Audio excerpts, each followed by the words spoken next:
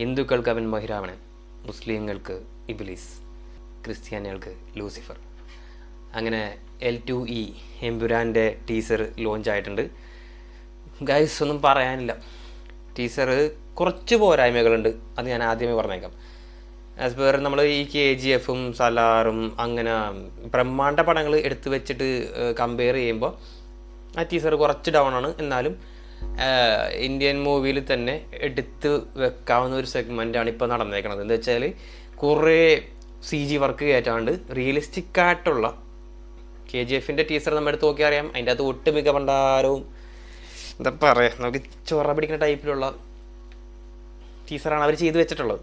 പക്ഷെ നമ്മൾ നേരെ മലയാള സിനിമയിലേക്ക് ഒരു മലയാള സിനിമ വേറെ ലെവലിലാണ് ഇപ്പോൾ ചെയ്ത്.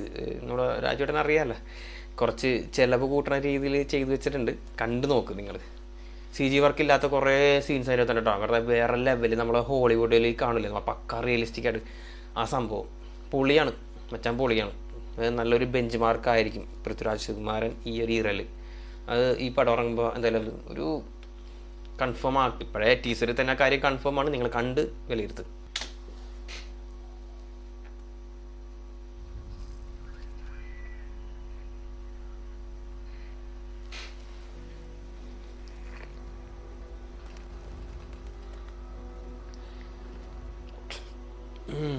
ഒരിക്കലും നിനക്ക് ചുറ്റുമുള്ളതൊക്കെ തകർന്നു എന്ന് തോന്നിയാൽ അന്ന് അച്ഛനില്ലെങ്കിൽ നിനക്ക് സഹായം ചോദിച്ചു എല്ലാവരും അയാളെ.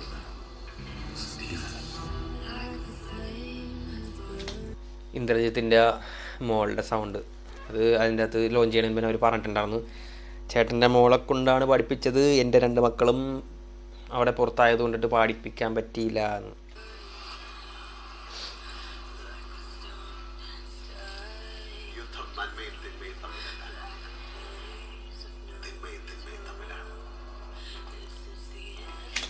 രാജുവേട്ടൻ എനിക്ക് തോന്നുന്നു വിജയത്തിൻ്റെ പാത തന്നെ പിടിച്ചിട്ടുണ്ട്. അതായത് നേരത്തെ വിജയിച്ചിട്ടുള്ള ബ്രഹ്മാണ്ഡ ചിത്രങ്ങളുടെ ഒരു പാത്താണ് പുള്ളിക്കാരൻ ഇപ്പോൾ പിടിച്ചേക്കുന്നത്.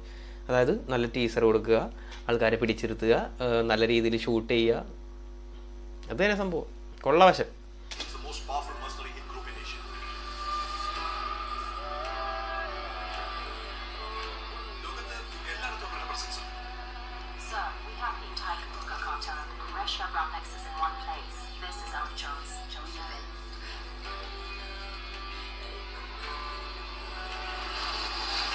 കാനഡ CG അല്ല, അത് CG അല്ലാത്ത ഷോട്ടുകൾ കണ്ട് പഠിക്കണം. ഓൾ ഇന്ത്യ ഇത് കണ്ട് പഠിക്കണം.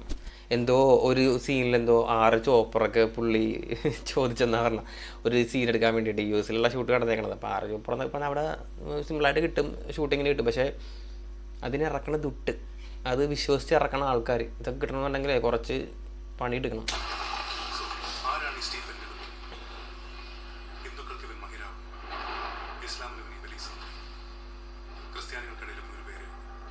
ലൂസിഫർ.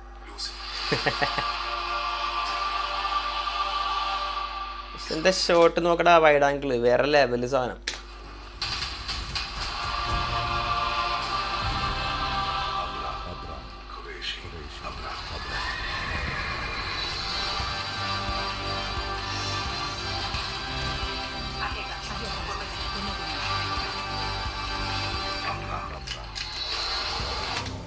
എന്തുവാണിത്, എന്താണ് കാണുന്നത്? ഹോളിവുഡ് ഫിലിമോ?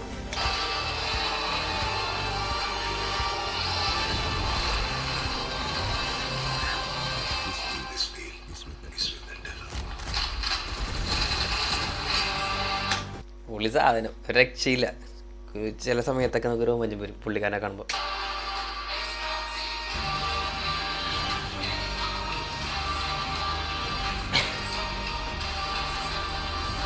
Great.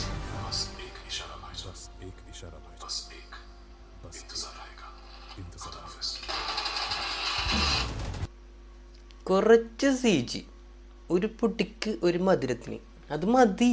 ബാക്കിയെല്ലാം അങ്ങോട്ട് നമുക്ക് ഒറിജിനൽ വെച്ച് പടക്കാം. അതാണ് പൃഥ്വിരാജ്.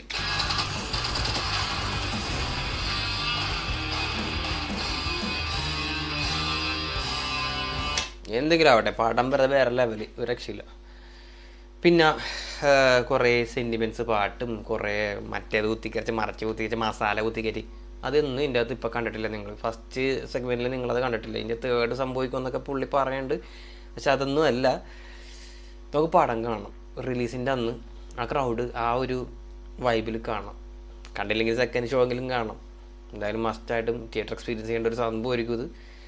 അറ്റ്മോസിൽ എല്ലാവരും കാണും, ഞാനും ഉണ്ടാവും.